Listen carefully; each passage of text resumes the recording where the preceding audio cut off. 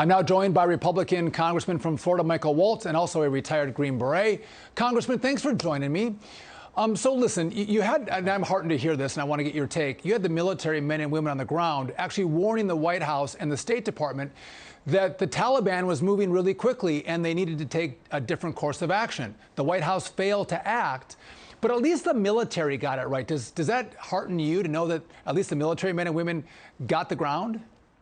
Yeah, well, it's increasingly become clear, Sean, that the military, let's even take a step back in the broader policy, advised the White House that you needed to leave a small footprint, that if you pull away the Afghan military's intelligence support, maintenance support, logistics support, and air support all at once in the middle of the heat of the fighting season in Afghanistan, that the Afghan military would really struggle to hold. We also know that the Special Inspector General for Afghanistan warned of the same, that the Afghan Air Force would fail if we pulled away their maintenance support.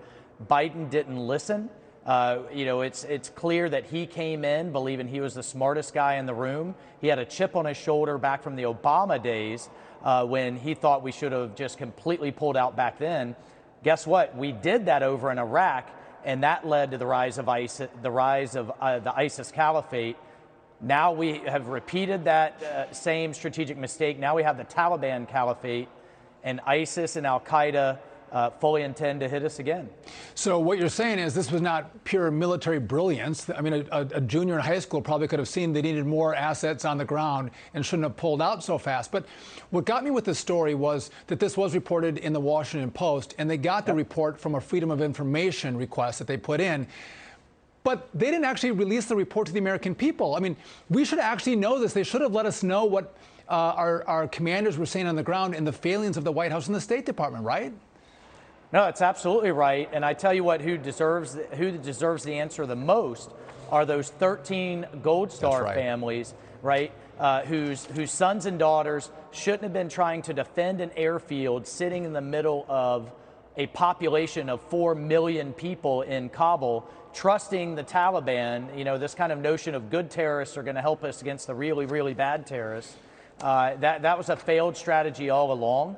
And they deserve answers. Now, there's been this commission that's come out of Congress, but you know how that works, Sean. They're not going to deliver a report for 3 years.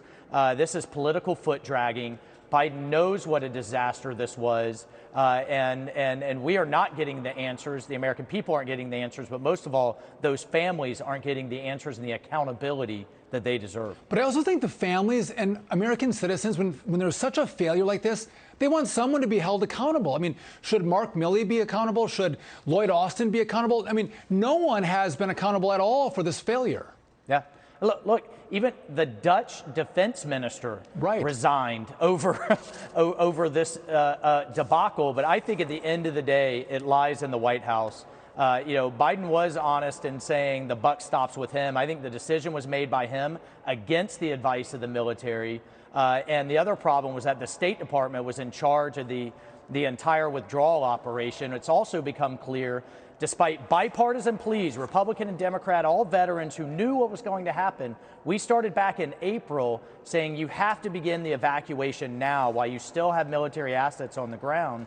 And they ignored us. They dragged their feet. And at the end of the day, they left Americans behind. They left our allies behind. They're being hunted down and massacred. And it's just completely un-American to let terrorists dictate the terms of what the United States of America does and doesn't do. It's outrageous. I want to pivot with you. You're calling out NBC after it refused to air an ad that you made about the Beijing Olympics and its U.S.-based corporate sponsors. Let's take a look at the ad, and I want to ask you a question. The world's greatest athletic showcase. But just outside the show, rape, genocide, slave labor. American companies are drunk on Chinese dollars, entangled with communist dictators committing atrocities, and propping up these genocide games staged by the Chinese Communist Party. And what can we do? Stand for freedom. Defund the dictators. When you see made in China, put it down. Congressman, that is a great ad. I saw it, I think, on Friday that you put it out. Fantastic. So what's the update? Has NBC actually pivoted and said you can run the ad? Oh, yeah. They said they would run it if we materially change it and we erase all of those logos, right? So it was a non-rejection rejection, but at the end of the day, they are a shill for the Chinese communists. They know the atrocities that are going on, but all of these companies like Coca-Cola, Airbnb, Intel that want to preach social justice at home and then turn a blind eye to millions dead from COVID, a cover-up of the origins, stamping out freedom in Hong Kong, threatening Taiwan, and 2 million Muslims in concentration camps that's making their products with modern-day slave labor. They all know it.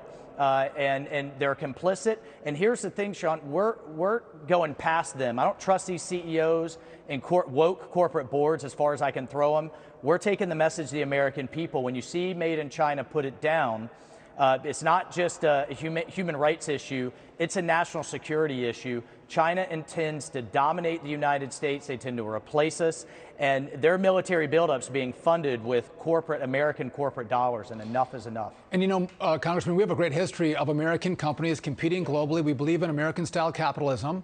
It's a good thing. Absolutely. But today we have American corporations that are willing to sell out our country and our countrymen for the benefit of China and at our expense. And so I'm so happy that you're calling them out. I mean, you have, what, Procter & Gamble calling out America for systemic racism, but also then a sponsor of the ad and says nothing about the atrocities in China. Yeah, no, that's absolutely right. I mean, these poor people have their heads shaved, loaded on rail cars, sent to concentration camps. The women, Sean, are forced to be sterilized. If they're pregnant, they have forced abortions, and then they're sent into cotton fields.